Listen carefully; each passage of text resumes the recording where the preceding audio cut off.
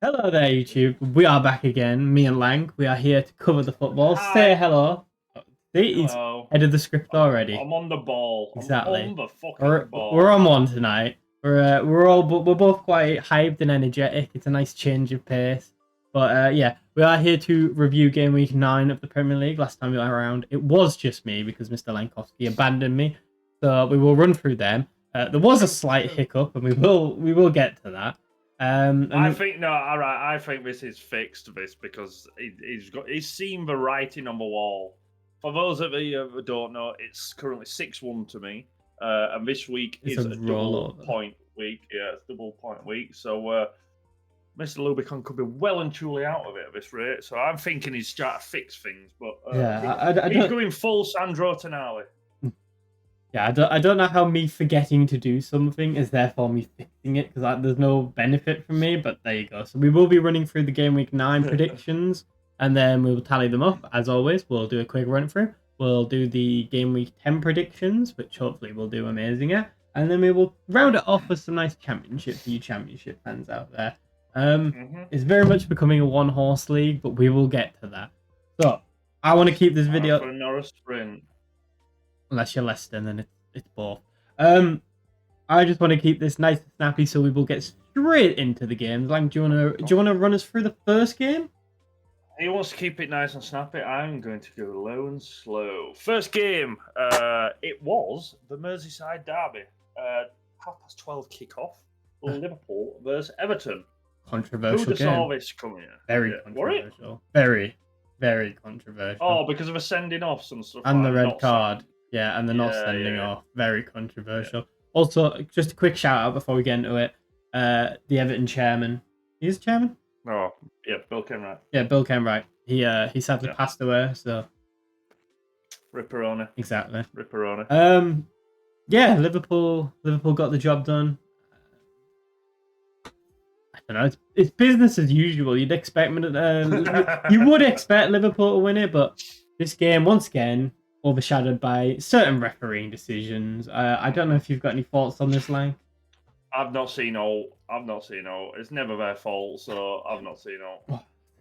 Interesting choice of words when you associate with Liverpool, but basically, no comment, Your Honor. Basically, first 5 minutes, Ashley Young makes a tackle. I don't know if it is a foul. It's kind of like a shoulder to shoulder. Referee gives him a yellow. Probably not a yellow. 10 minutes later. When you say first 5 minutes, you mean 18th? Was it 18? I don't know. 18th. I was watching this game in the background. I was doing other things. Okay. But yeah. So he picks up the card. I don't think it was a card. A yellow card. Most people seem to agree it wasn't a yellow, but you know, it's a yellow. It was a soft yellow. A very soft yellow, and a very soft yellow in a derby. But yeah, you take it, and then like, what is it? 5-10 minutes later. About thanks to Statman. 19 minutes later. 19 minutes later, Diaz running at him. He commits. Ashley Young goes in for the thing. He almost wins the ball. He doesn't. He brings the man down. Free kick. Fair enough. And then the crowd get on the referee's back. The Liverpool players swarm the ref, which, you know, you're not supposed to do anymore. But no, Liverpool get away with it, as always.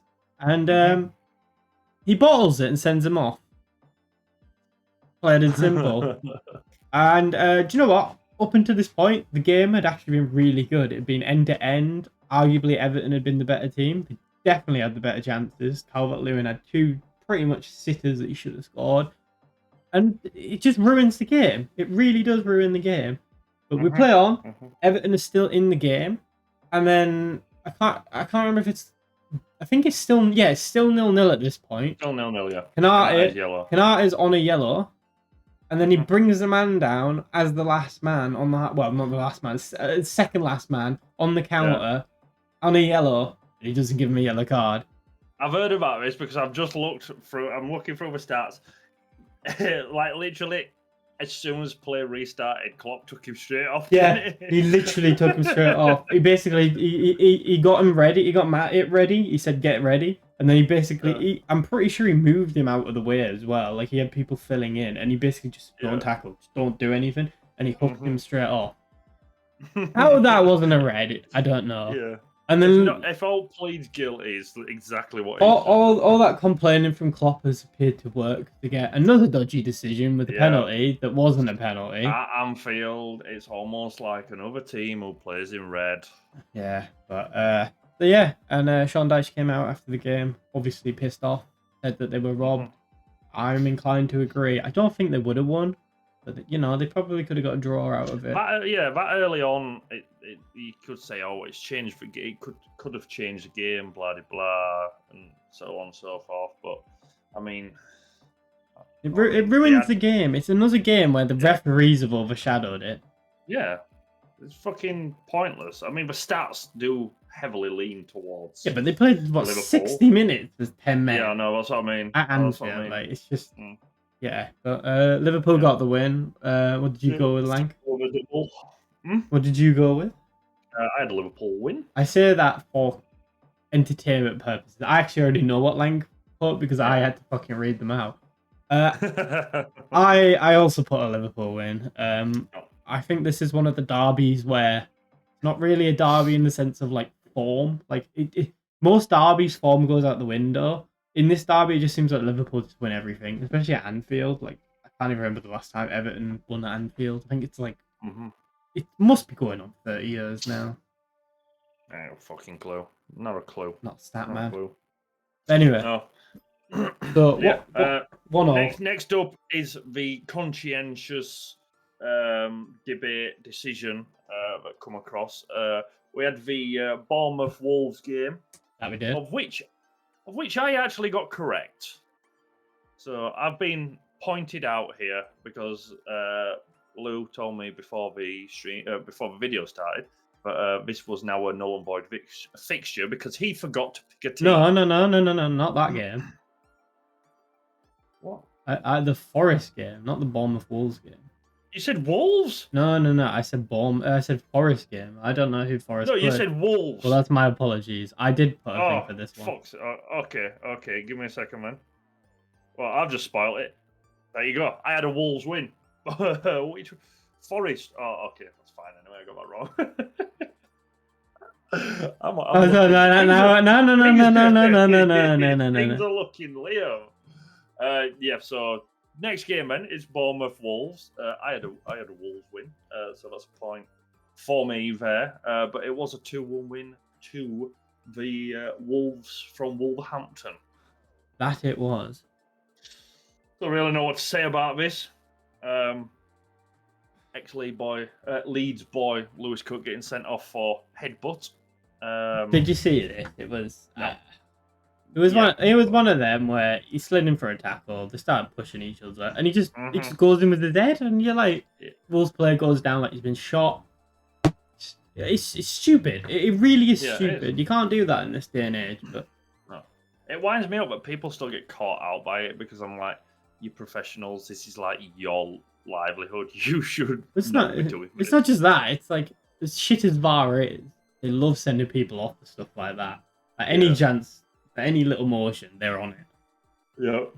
But Dominic Solanke opened the scoring, followed by a Kuna equaliser, and then about 10 minutes later, Lewis Cook got sent off, and Wolves salvaged the win with an 88th minute draw. This was a smash and grab. Score very much by Kalajic. The tall one. Yeah, that tall guy. I've got no more fucking thoughts on it. It's Bournemouth. Bournemouth is shocking. Yeah. Wolves. Cunha's goal was good. Yeah. Still rate Neto. I know you don't, but he was best player in this match once again. But yeah, I had a draw, and it was looking good. It was looking good. Yeah. And then the Wolves pulled out at the bag. I think this could be... I know it's very early on, but I think this could be like an omen of things to come. I think this very much is Bournemouth are very much going to go down. Easy, yeah. Like I keep saying, Max Aarons, Snaky Boy, and Snaky Boy American. We'll see you next year, scumbags. Moving on swiftly, the next game up, we had the Brentford-Burnley game. Another less than exciting game, I guess you could frame it that way. Could you? I mean, in terms of the teams, it is very much a Oh, okay. mid-table, like, well, Burnley are not in mid-table, are they? Another sending off as well. Yeah, Fuck there's me. been a lot this season. Yeah, that's mad. But Brentford won 3-0. We had a disallowed goal from Neil Mupai for offside. And then we had a Wisser opening goal, 25th minute. And Buemo, carries on. 62nd minute. And Hodos on the 87th minute to round things out. Connor Roberts got the red card for Burnley for a second yellow Yes. card. There's not really much to add to this game. I saw the highlights. Nothing in particular that stood out to me. No, the red card didn't really impact the game. Burnley, they're gonna go down unless they sack yeah, company. They need the thing is with Burnley now and a couple of the other teams, maybe not Sheffield United, but definitely Burnley and Luton. Are they going to stick with their managers throughout this season or the next couple of months? Obviously, we saw last year with what's Forest manager? The Welsh one. What's he called? Oh, that's an interesting one. I've forgotten his name. Oh, what's he fucking called? I like him and all. Anyway, Forest stuck by the man, even though we're in deep, dire trouble, and it prevails. Obviously, Vincent Kompany brought Burnley Steve Cooper, that's it. Steve Cooper, that's the one. I like Steve Cooper as well. Vincent Kompany brought Burnley up to the Premier League in a resounding way and a barnstorming way. I don't think, neither me or Lou saw this coming. We thought it would be... I put him 10.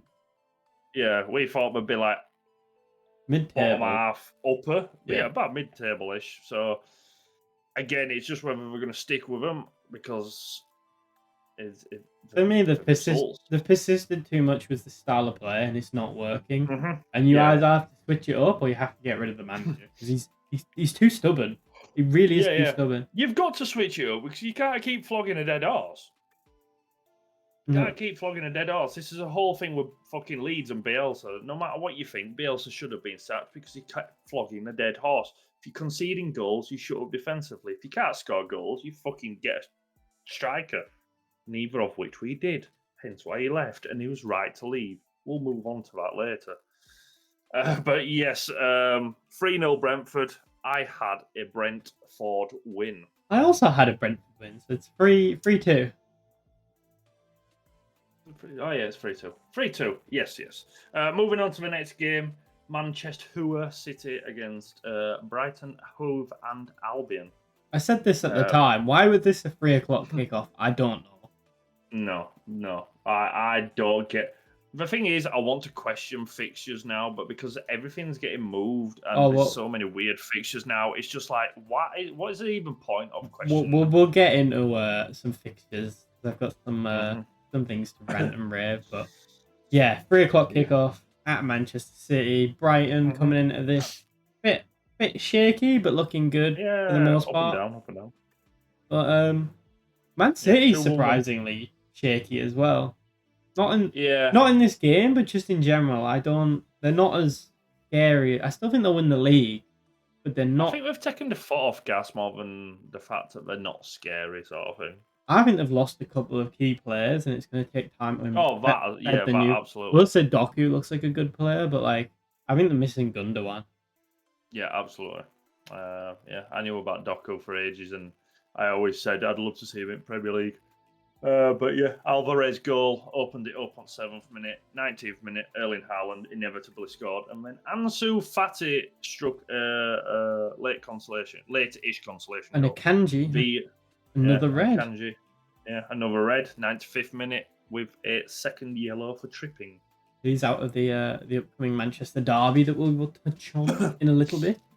Yep. But, again, not really a lot to fucking add to this. I had a City win. I don't think there's a lot of people who didn't see a City win, even though it was against Brighton. I said it had upset potential. I didn't go with Manchester City, but I think Foden played really well. I think Haaland's a bit of a weird one. I know once he's struggling, but he doesn't look quite there yet, which is kind of a scary prospect if he does get back to that. But yeah, considering he's currently got like 10 in 10 or something like that. yeah, I don't know. 9 in 9. I will say one thing about Man City with their recent struggles, or not struggles, but like dropping points. They have been missing Edison.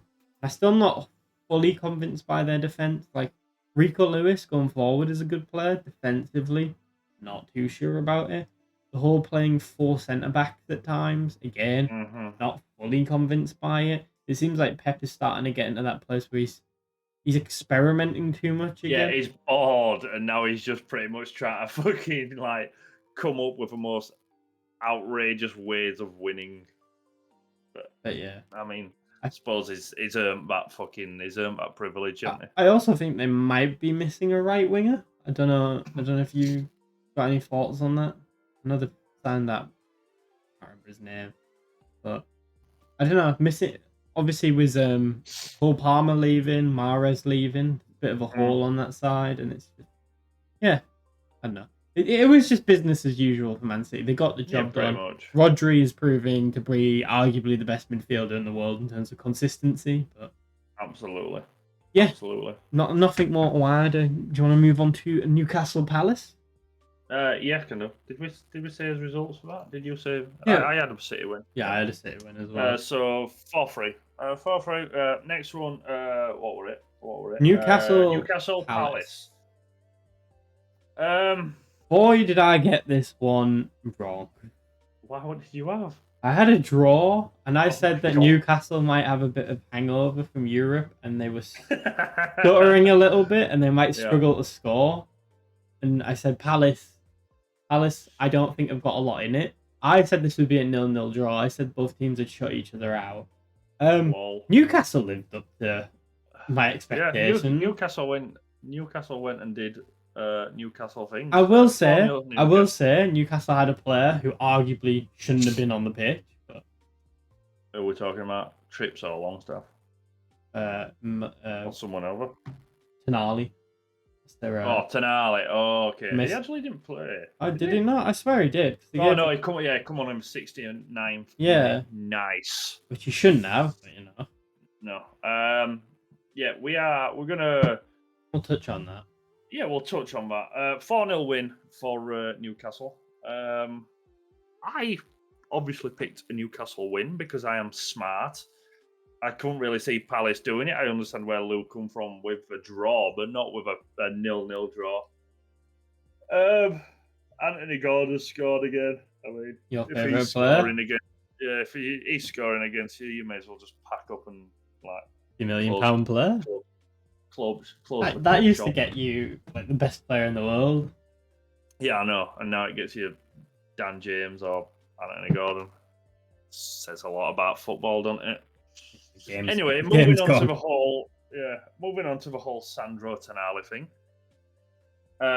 If you haven't seen the news, he has currently been, or today it has been confirmed that he's been banned for 10 months for betting breaches while he were at AC Milan, wasn't he? Yep.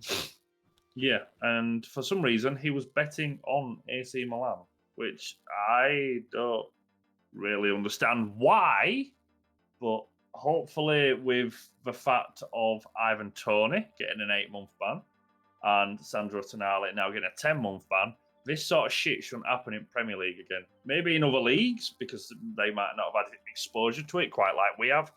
But Sandro Tonali is a very good young player. He comes back, strangely enough, in time for the start of next season. So I'm hoping it's not going to hamper him too much. I can't see Newcastle getting rid of him. They have open legal proceedings against AC Milan though. All right, why? They want some of the money back. Apparently.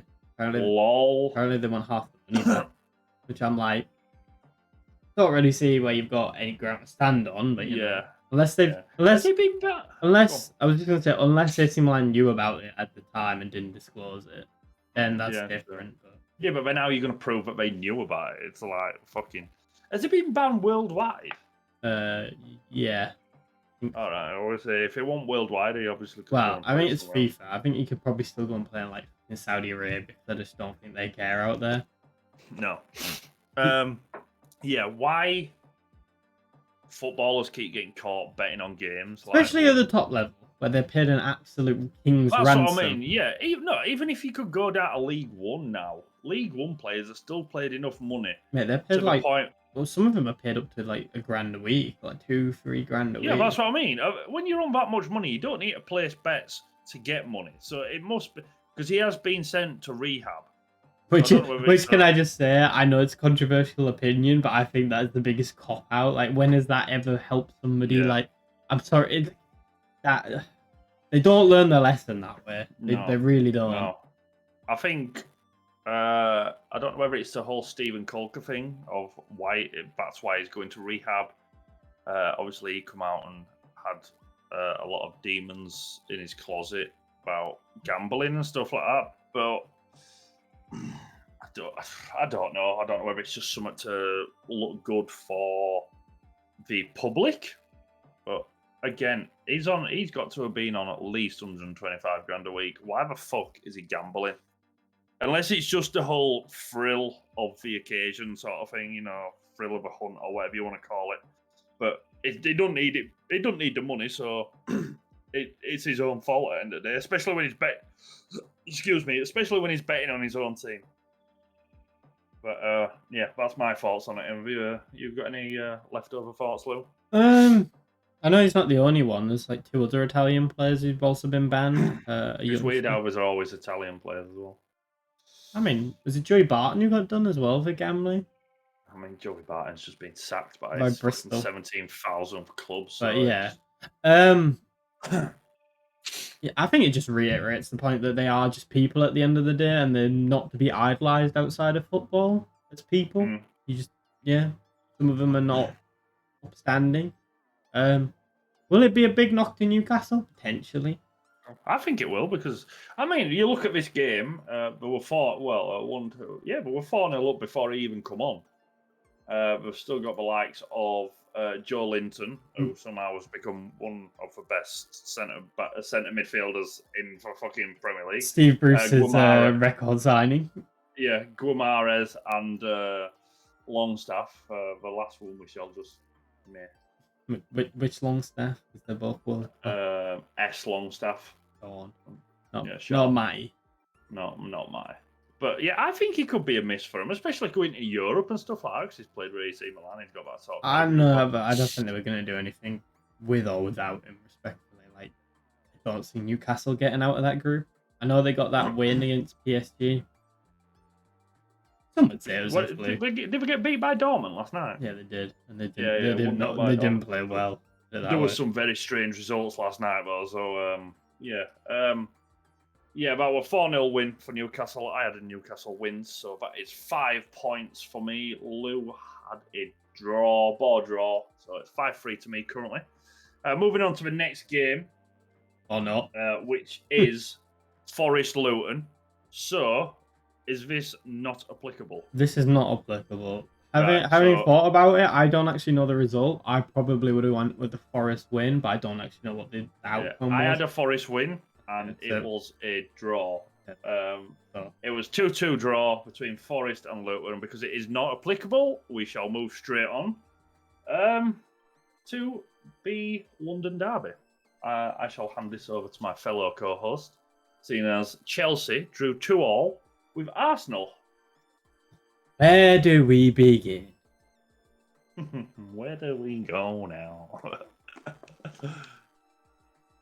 I think just from the outset, it was coming into this, and it was tipped as Arsenal are potential championship quality, arguably better, like other than Man City, the best team in the league. Chelsea were stuttering; they'd sorted themselves out, but this seemed like a bit too big.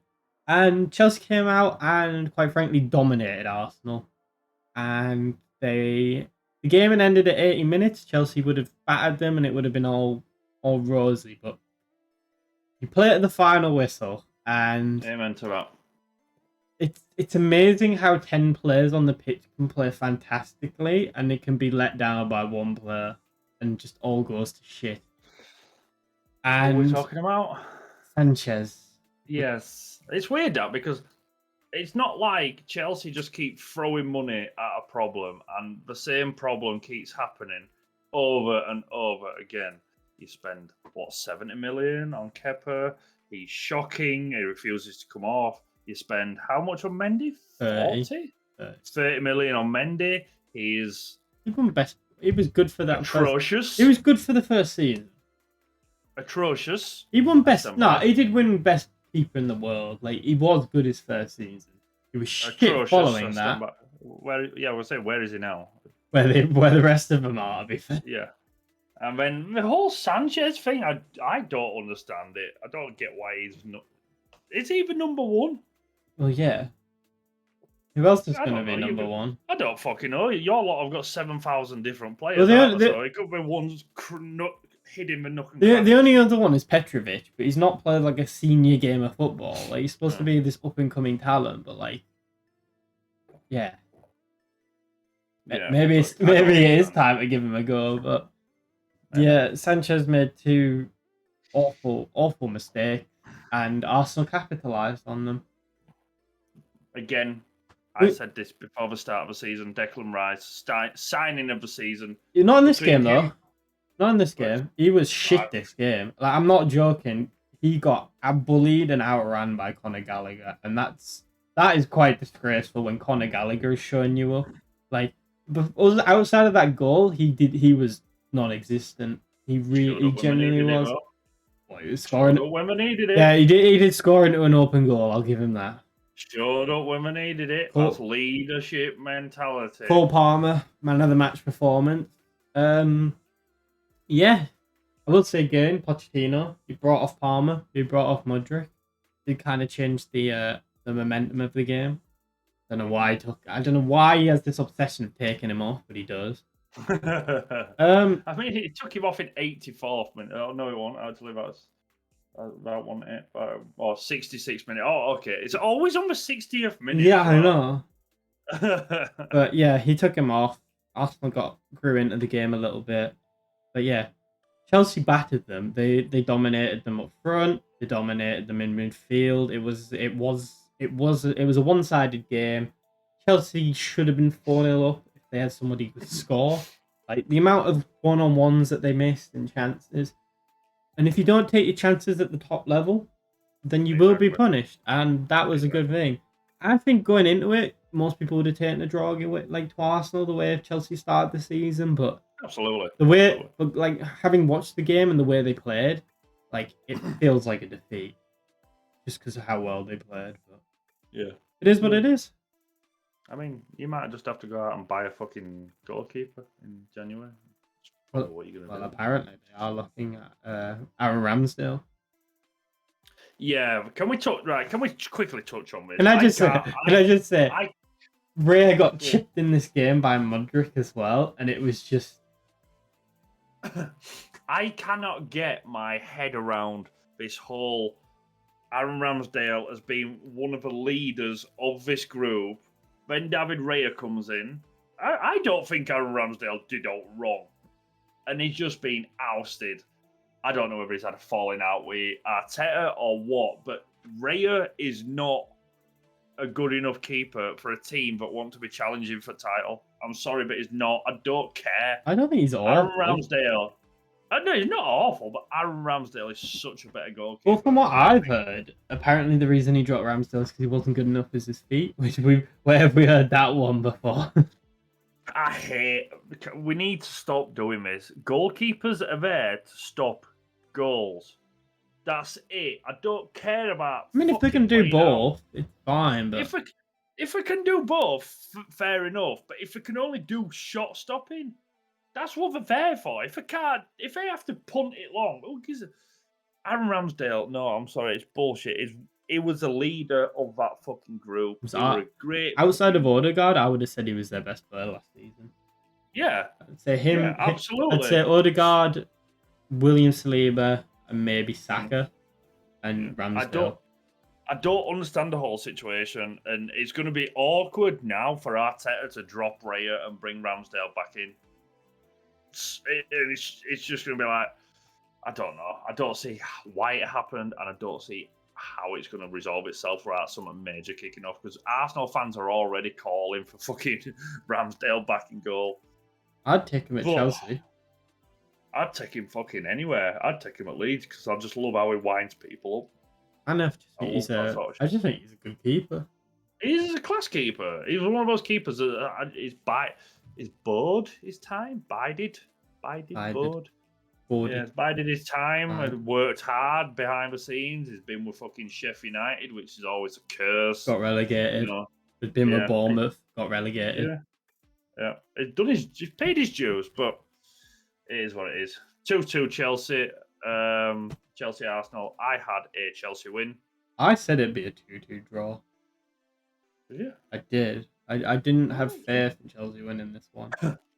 They should have. They should have. But they didn't. 5-4. 5-4. Next up is the scum of all scums. Where are we? Sheffield United versus Manchester United.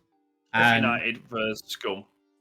Lionel McTominay showed up when he wasn't playing Leeds for once. I don't.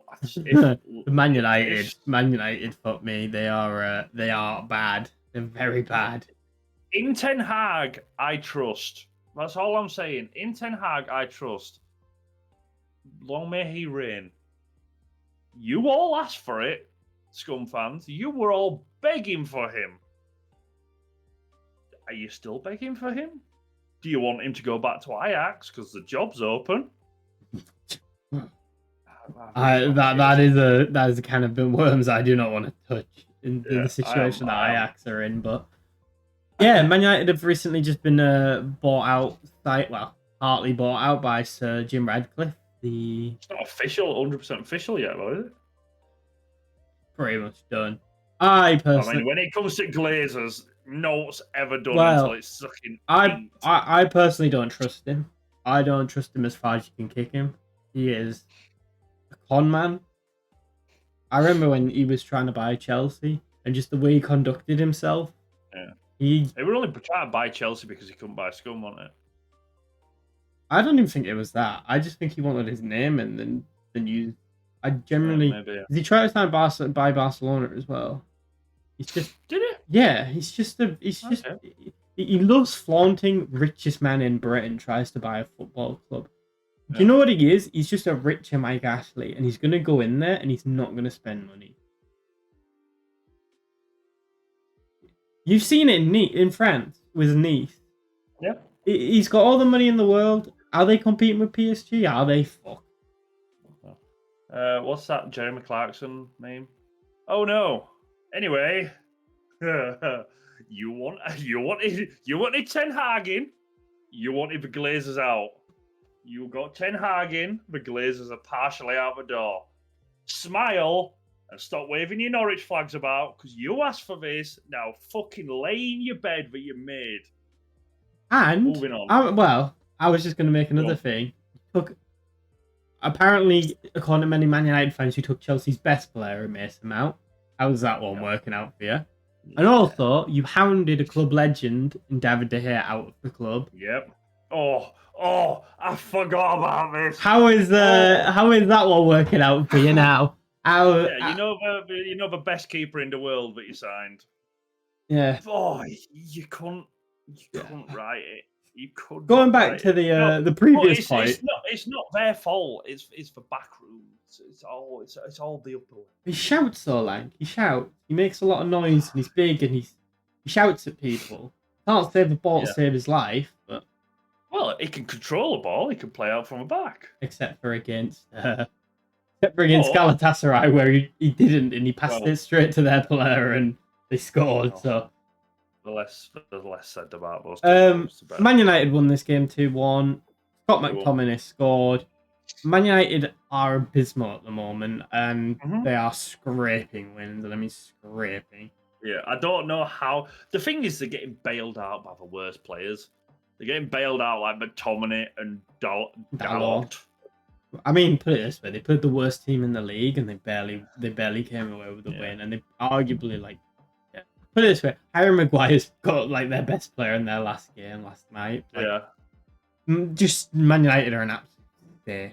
The one the fact that everyone was screaming and shouting, the fact that Onana saved that goal, I was just the like, penalty.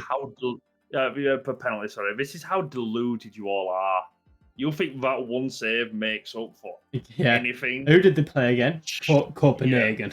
Copenhagen, and you needed fucking Onana to save a penalty and Harry Maguire, who you all have been hounding out of the door to save you. I think it's fair. I bet you were all fucking loving him last night. But yeah, Man United 2-1 to Scum. I had a Scum win. I had a Man United win. Yeah, Man United. It's not looking good right now. Really not looking good. Anyway, moving on to Aston Villa, West Ham. Aston Villa, West Ham. The battle of the claret and blue. The Emery train is just fucking quietly chugging along. Wow, is it quietly at this point? I haven't heard many people. Time of recording now, they've just won 4-1 in Europe. Oh, have they? They have. Okay. They are. They're flying. I watched bits and bats of this while I was with Mum's. I can't really remember all about it, to be honest. Ollie Watkins continues his goal scoring form. Yeah. They're. I remember seeing goals, but I can't remember all. I remember, obviously Jared Bowen scored.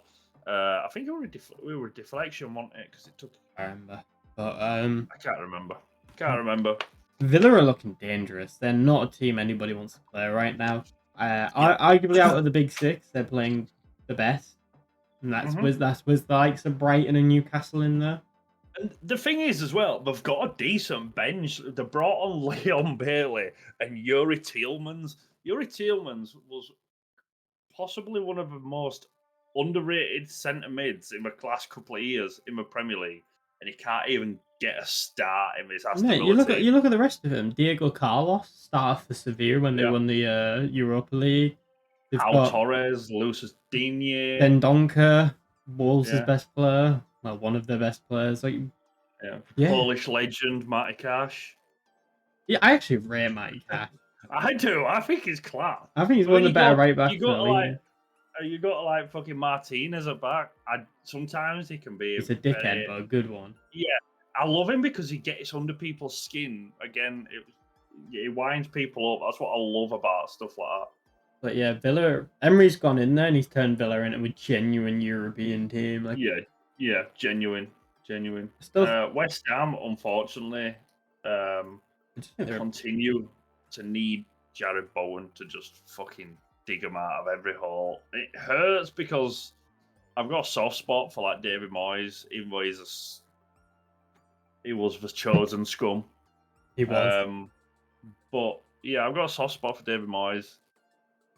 Jared Bowen, again, I'm gutted that we never signed him, but he just keeps going from fucking strength to strength. So I'm just like, at this point, mate, you do you. You keep doing what you're doing because you're doing fucking amazing. Well, James Ward-Prowse was all right in this game. I do remember that. Yeah, again, my signing of the season, I said this at the start of the season with Declan Rice. James Ward-Prowse is up there as well for me. Weird of both centre mids, but those two really are the signings of the season so far for me. I had a Villa win, anyway. I had a Villa win. Okay, so that's 2, 4, 6, 7 for me. What you got? I think it's 6. 7-6. 7-6. Ooh, spicy. Going into final game of the weekend, London derby number dos. Tottenham, Fulham. Not really ought to be said here. Anyone expected anything other than this? They were smoking some relatively strong drugs. Not that we endorse that. Yes, do not do drugs, kids. 2-0 win to Spurs. Heung-min Son continues his not renaissance, but break out as the main guy, and potentially another one that you could throw in for the signing of the season. James Maddison got a beautiful goal as well. James. I think Son's been good, but I think Madison by far has been the standout player. I think he's been such a good signing. The thing that I'm loving about Spurs at the minute is now that Lispy's gone. Now that he's why? Because I mean he's the captain. He couldn't fucking encourage me to walk 2 yards. Never mind fucking going a ball. We got that hat trick against Panama. I couldn't fucking give a fuck. You know, world's most fucking stupid fucking golden boot ever. But the thing that I'm loving about Spurs is now that he's gone, there's no real focal point. There's no real star person. Yes, Son, but Son is not one of those people that calls for it.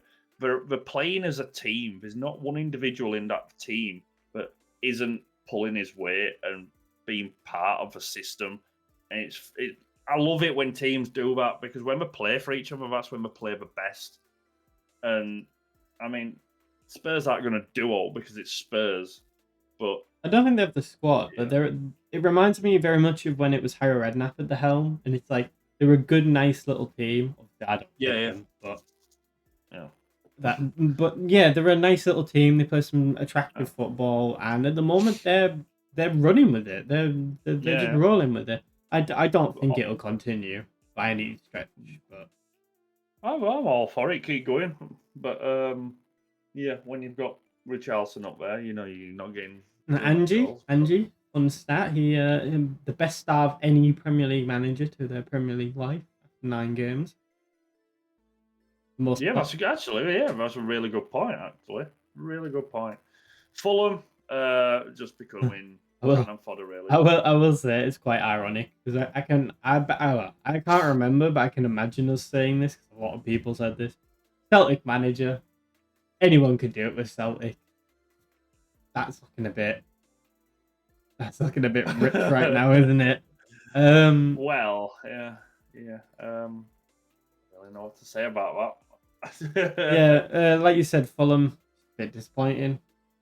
They're missing. Do you know what? They seem to have taken a back step a little bit this season, which, you know, fair enough. They've lost Mitrovic. Yeah. They're just not. They ain't gonna go down, and they ain't gonna do anything. They're just there to make up the numbers at this point. Yeah. That's what I'm about to say. There might be cannon fodder, but we're lucky that the teams that have come up are the worst 3 teams that have ever come up, and you add Bournemouth in a mix, and Everton. Which there's another point in Everton that we need to go into, but oh god, do you really want to go into that? I think I know what you're going to say. Yeah. Do you want to do that now, or do you want to go on to the? No, we'll go into that. You go off on your little tangent before we run through the. Do you want me to run through the table first? You can run through the table because we can focus. Do it top to bottom because we can focus in at the bottom at the end. Yeah.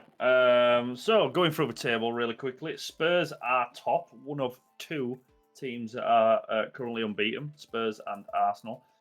City are 2 points behind Spurs. Arsenal are level on points with City in 3rd. Liverpool 4th.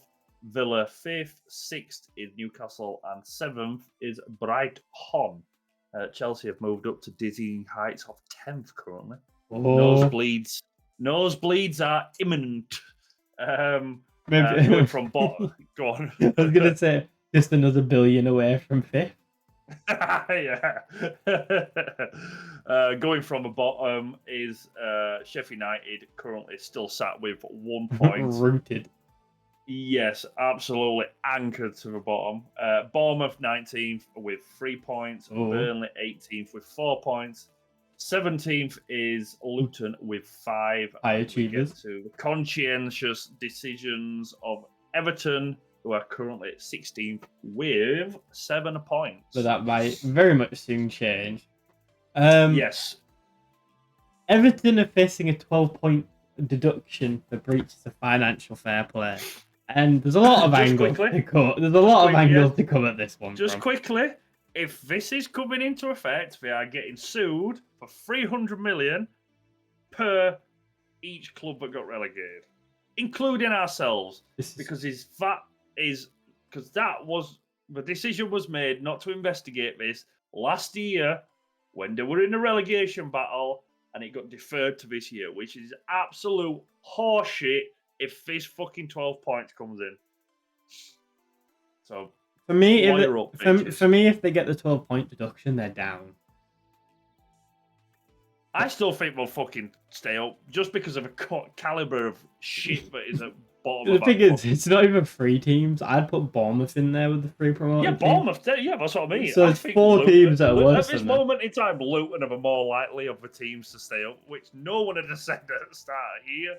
But yeah, it also begs into the question of Everton are getting deducted 12 points because they've got 1 breach. Man City have 150 breaches. I don't know, Everton have got more than 1 breach. This is bullshit. But anyway, where's the Man City? What's going on? What is going on there? Like, I don't know. They got fined. They got like a 10 grand fine. Yeah, that's fair enough. Give Everton a 12-point deduction and fucking let them roll. I don't know. I just think it's just it goes back to the issue of VAR. It's just where is the standard? They don't uphold it. They flip flop. It's just we've had problems before with clubs not with debt and not breaking financial fair play, and it's just different punishment. They just I don't know. The FA just are a joke at this point. They really are. They just don't know what they're doing. English football in general is a joke. I think at the minute, just fully. Oh, in top tier. I don't know about Championship or below. Oh, the EFL's not bad, but definitely. The Premier League is an absolute joke at this point. It's a joke. We can't make a decision. We couldn't organise a piss up in a brewery. Let's put it that way. Did you see what Mike Dean came out and said? No. He said if Aguero was on a yellow card when he scored the winning goal when they won the Oh yes, I have. I'd have let him off. Yeah, and I'm just like, you're already in fucking hot water. Why? What? You just an attention-seeking bastard, is what you want. Yeah. But yeah, refs are corrupt. The FA is corrupt. Clubs are corrupt. To be honest, it's all as a fucking Leeds shit. fan, we've been saying the EFL's corrupt for decades, so I hate to be right, but I'm always right. And on that bombshell, we'll move on to the upcoming fixtures for game week 10. And long episode, but it's first one back in like a while. Oh Jesus Christ! Yeah, let's get a fucking move on. Then. I told you I wanted to go quick. Running through it, where are we? First game tomorrow night, Friday, is Palace versus Tottenham. Friday night football. Spurs. I'm gonna go Spurs. All about the Spurs train. Can't believe you just said that, but yeah, I'm gonna join him with the Spurs. Just before we do it, the score was Lank winning this week. It is now 8-1. 8-1. I forgot about that. You could have got away with that. It's not looking good. Lou's gonna need some really big fucking rollovers here because I can feel a forfeit. I very much feel like Barcelona against Bayern Munich, but yeah, Spurs win. Next game, Chelsea Brentford is what I have. Mm-hmm. Chelsea at home, London derby. I'm gonna go Chelsea win. Too many London derbies, but yes, I've got Chelsea win. Next game, Arsenal Sheffield United. I don't really need to ask you, but for the sake, Arsenal win. Yeah, Arsenal win. This is like when you get the last 2 balls out of FA Cup draw, you need to double check them. Yeah. check if they've been heated up. Bournemouth versus Burnley. Fuck. Oh, that's that is a 3:00 fixture if I've ever seen one. Yeah, I know. Draw. I'm gonna go Burnley win. I think. Do you know what? Burnley are gonna get their first points. I know Burnley haven't scored pretty much any game, and Bournemouth, like some reason, always seem to get 1 goal and then get battered. Mm-hmm. I'm gonna go Burnley win. Up there. Yeah. I'm having a draw. Wolves Newcastle. I'm not making the same mistake again. Newcastle win. Newcastle for myself. Moving on to the next game on the Sunday, West Ham Everton. That's an interesting one. West Ham win. Yeah, I'm going West Ham win. I I don't know. I'm just playing the game now. I think Everton could get something out of that game, though. Next one. Yeah, I feel the only reason we could get something out of it is because West Ham's inability to score, basically. But yeah. And also, it'll be the first game Everton play since their chairman passed away, so they might be up for it. And they've had an uptake in form. Anyway, Brighton, Fulham, Brighton win. Oh, that's not what I had, but we'll go down that. Brighton, Fulham. Yeah, Brighton win for myself. Moving on, bit of a mismatch. Villa versus Luton. Villa win again. Yep, Villa win. All aboard VM retrain. Moving on to the penultimate game of the weekend, Liverpool Forest, the clash of the European heavyweight. Yeah, I'm going Liverpool. Yeah, not surprisingly. I'm going Liverpool. But again, it's not a rivalry, but it's a historic fixture, and I think Forest could get a draw. Maybe I don't think they will. And then the big game of the weekend, the Manchester derby at Old Trafford. I've gone City win, even though there is going to be two conscientious decisions surrounding Scum. One of them will be a penalty call. Rashford will score a deflected free kick. Yeah, and one of them will be a red card or double yellow call. I'm calling it now because there'll be an offside in there as well. We all know it's going to happen. City win, unsurprisingly. For myself. I'm going to go City win. Although surprisingly, Man United have a good record.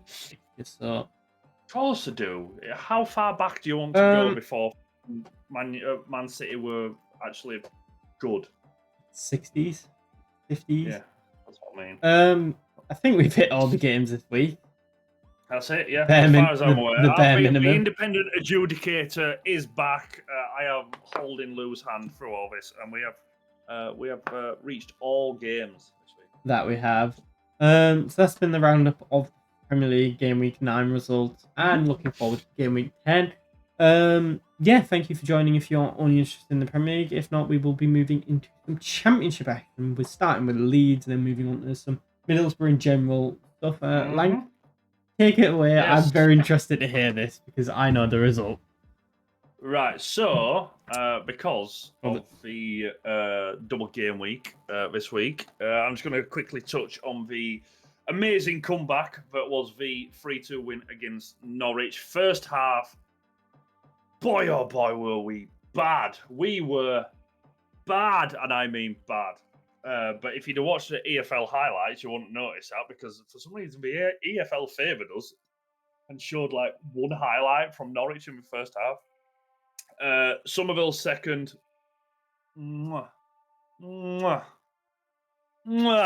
Stunning. Beautiful. He's really coming into his own now with Somerville. The third, again, he's coming into his own. I've got different opinions to some people on Somerville. His final third is still questionable, but what is it, 21? 21, yeah, he's still 21, so I mean, let him cook. Let him have a bit of time. He hasn't snaked him yet. No, that's what I mean. He was linked. Fucking hell. Funnily enough, Everton and Crystal Palace have been looking at him. Fuck off. Always them two for some reason. I know, that's what I mean. It's always them two. The thing is, it was linked. It was linked with moves away in the summer. Unofficial reports that we turned down bids. Did he force a move? No. Did he kick up a fuss? No. What did he do? He got his head down. He didn't sliver around. Didn't mourn. He just got his head down and he's doing fucking bits. So Somerville, you're a fucking good lad in my book. Yeah, our second half against Norwich was a real joy to behold, but it shouldn't have come to that. Which should lead onto last night, which was, funnily enough, a game that I did attend. If you follow my communities tab, you will have seen that I was in a wet, windy Wednesday night in Stoke. Fucking hell. This has got to have been one of the worst games I have ever watched in any form, any level of football. what's his name? Is it Jaden Anthony? Yeah, Jaden Anthony was abysmal. Snaky Boy was pretty much double covered all game, so he couldn't really do it. Pirro, I don't understand the fascination with sitting him deep. It showed later on when Violin Boy come on, that when Rutter is sat deep, it is better. I feel like Pirro is so much better playing off the last shoulder or backing up against the defenders. I don't like him playing as a number 10 role. It's not for me. Who else did we have? The whole Archie Gray at right back is baffling me at this point. Why? Him and Ampadu all pre-season and the first few games of the season were terrific. Both of their range of passing. Archie might have been let down a little bit on his physicality, but he's fucking 17 and he's 6 stone, wet through.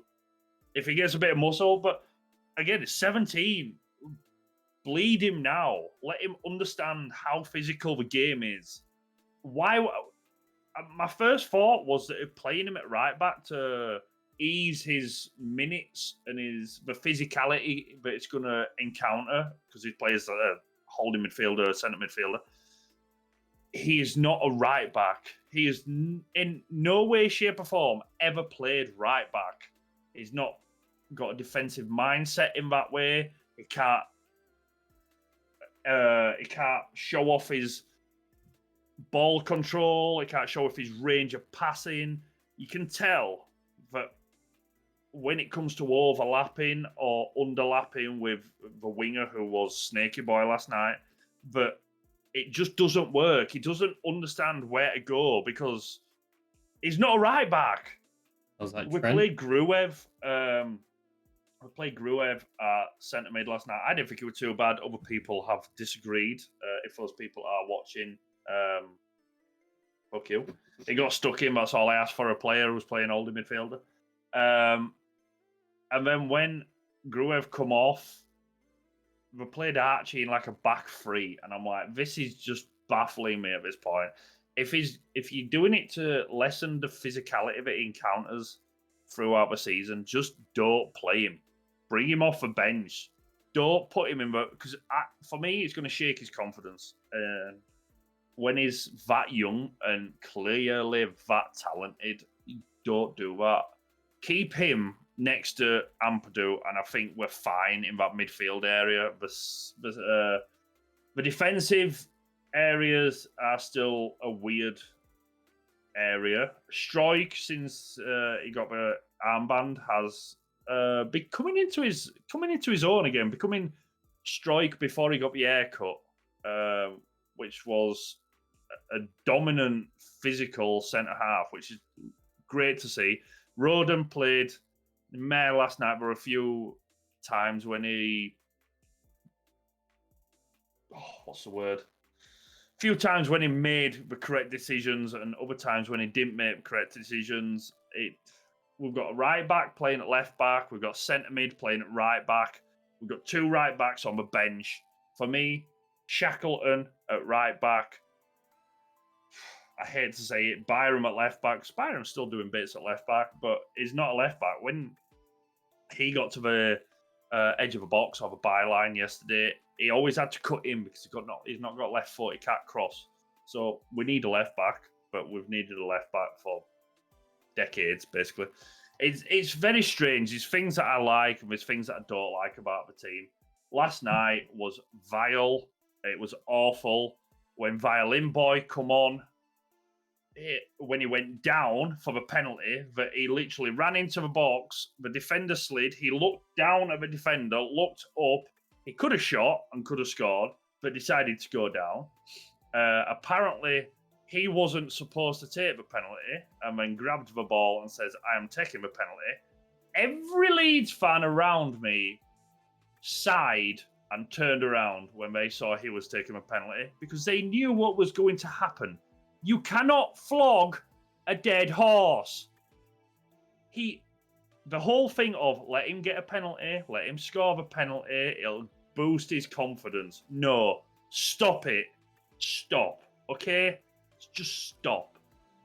Bamford skied a penalty, and from that point on, you could really tell that the Spurs fans who were actually in that stadium for the full 90 minutes turned up on the 75th minute, and then Stoke went down the other end and scored. It was a fluky goal, or an unfortunate goal. It come off a crossbar, hit Strike's shoulder/back, and rebounded into the goal. But after that penalty miss, Stoke really were like penning us into his own half, if not final third. So neither team deserved to win. They both played appalling. Bamford received absolute disgraceful hatred after the full time. I would have joined him myself, but I was out on the whole Bamford thing years ago, and I mean years ago. So I'm ahead of the curve, as always. I'm always right. It hurts to say, but yeah, we didn't deserve to win it. I don't really want to say Stoke did, but it is what it is. We currently sit, where are we? I think we still sit third. Yeah, we still sit third. So Leicester are top with 36 points, Ipswich 31 points, and a huge gap down to 22 points, where you have us and Preston, we are third, they are fourth. Southampton fifth on 21, sixth is West Brom with 20. There's actually 4 teams sat on 20 points. You have West Brom, Cardiff, Hull, and Middlesbrough. Fucking hell, they've climbed the ladder, aren't they? Yes, so that's where we currently sit, and we have a West Yorkshire derby on Saturday, 12:30 kickoff, early kickoff against the Dog Bobberers. For those of you who don't know, that's Huddersfield. That is Lank on Leeds. Not really a lot else to say.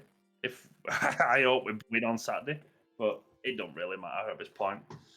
So over to you, Mr. Lewbcon. Sat patiently and quietly. That I have. Yeah, Middlesbrough. You touched on it a little bit at the end. The bottom after 6 games. They've now won 7 in a row.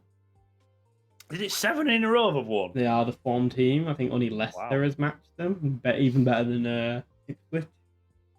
Okay. Yeah, they seem to have... I don't know. At the start of the season, they weren't playing bad. They just weren't getting the results. It was understandable. They'd lost quite a few players, quite a few key players. It seems to have clicked. They're still not quite there, but they're playing a lot better. The first game was against Birmingham, who made the very bizarre decision, sack the manager while being in the playoff, bring Wayne Rooney in. Yeah. And they've now lost 2 games in a row. But Chelsea? He got booed yesterday. Yeah, he did. He very much did. And apparently the Birmingham fans went over and basically said, we want you out. It's weird how Tom Brady comes into the club and then we go and get a manager from America. It's really strange. But yeah, Middlesbrough won. They probably should have won by more, but Birmingham held on. But Morgan Rogers with a good goal at the end to clinch the victory. And then they played Norwich and they beat them 2-1. I think the scoreline flattered Norwich, to be honest. Middlesbrough were the better team. They had the chances. Sammy Silvera getting on the score sheet finally found his shooting boots. But yeah, they're playing really good. Hayden Hackney, one of the best midfielders in the league. They're looking still a bit shaky at the back, but Semi Dieng is more convincing. But yeah, going forward, they're starting to click, and it's looking good. Like Lank said, they are slowly but surely making their way up the table. They are just outside the playoffs now. This is what I said though. It's not a sprint, it's a marathon, you know? Like absolutely. 6 games ago they were bottom of the league. Now they're 2 points outside, is it? No, they're tied level. On points. Yeah, they're tied on points. Yeah. So that's a massive surprise because it wasn't long ago where it looked like Michael Carrick already had his rope tied to the rafters.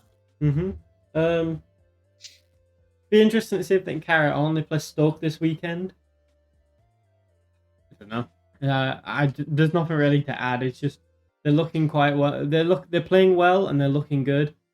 Can they carry it on? We'll have to see. It's a long game and it doesn't really mean anything at this point. It's you gotta get at least another 15 games in before you can even start and even think about who's going to be There's there. not even that. I still say you get to fucking March, I April will. time. I will say I think Leicester are pretty much guaranteed at this point to go up the way that they've started. No, They've started no, like a house no. on fire.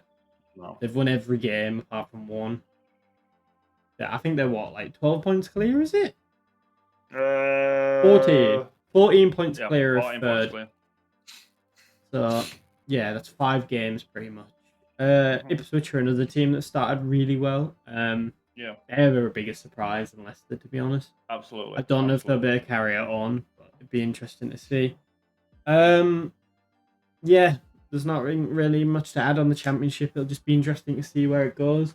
There was one more thing I wanted to touch on before we call it. Any more thoughts, Lank, on anything else, or I just want to touch on one more thing? No, you hit me. Well, what have you got? The Premier League have decided to put a game on Christmas Eve. It's Chelsea versus Wolves, and what? I think that's quite frankly a disgrace. To have a game so close But to then Christmas. they'll be playing on Boxing Day as well, won't No, they've moved the Boxing Day fixture to Christmas Eve. they? That's fucking shit. So, yeah. It's weird this though because I'm a massive basketball fan. For those of you that don't know, and basketball have started in the last few years doing the whole games on Christmas Eve. Actually, I don't know about Christmas Eve, but they play games on Christmas Day. Well, apparently, previously, like going back to like 70s, 60s, way back, Yeah, they did used to play games on Christmas Eve and Christmas Day. yeah. I'm not quite sure how I feel about that because on one point, I'm like, most people are off the thing. Mhm. But at the same time, do you really want to be going to a football game? I know, like, obviously, diehard fans and stuff, you will want to watch it, and it's good if you're at home. But, like, match-going fans, I can't imagine it's good for them. Because not only is it going to be difficult to get there, especially if it's an away game. Like, if you're having to travel 5 hours, you ain't going, are you, realistically? Yeah. And it's just, it's not even that. It's, can people go? Because there's nothing's going to be open for Christmas Day. Yeah. I don't know, really. And plus, it's not even just the fans and the players, because then you've got to have the hospitality staff have got to be there, the police have got to be there, the transport people have got to be there. Like, there's nothing wrong with having the games on Boxing Day. What's it going to be then? Because Christmas Eve's a Sunday anyway. Yeah. So is it? What time? 1 o'clock kickoff. That's not too bad. You think about it, it's not going to finish till about 4. By the time you get back, there's only one train running after 4 Christmas Eve. If it were like a midweek game at like 7, 8 o'clock, then for me is a no go. But I'm just a bit worried about what the precedent is, because if they can get away with this, you betcha they're gonna go for a Christmas Day down the line. Oh yeah, we're gonna go for a Christmas Day. It's already changed. It's already changing now. You look at the state of the fixtures where you have 8 fucking games at 3 o'clock kickoff. When you have 1 game on a Saturday, one game on a Sunday and one game on a Sunday, and one game on a Monday. So Nope. you've gone from having a dedicated Super Sunday where you had at least 3 games, and you had every week, and you had an early and possibly a Friday night football. Yeah, it's already going stupid with where it is. Instead of spreading them all out, they're doing no but fucking hiding more games behind the 3 o'clock kickoff fucking blackout. It's just bullshit. No wonder there's so many people cancelling Sky and BT and getting dodgy boxes. It's not BT anymore, but yeah. But it's fucking stupid. I could go off on another hour-long time. They just don't care about the fans. It's not. Yeah, that's it. They don't care about the fans. They do not care about the fans. It's all about making money. And this is all Sir Alan Sugar's fault because he started the Premier League and he's a tosser.